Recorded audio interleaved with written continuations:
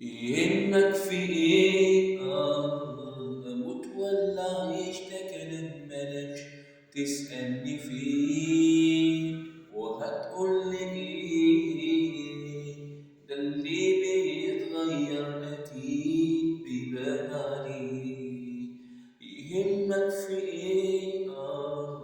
اموت ولا اعيش؟ ده كلام ملكش تسألني فيه وهتقولي ايه؟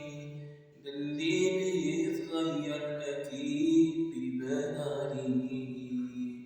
مين اللي قدامي؟ ده واحد معرفوش، ما بقتش اخاف عليه اسير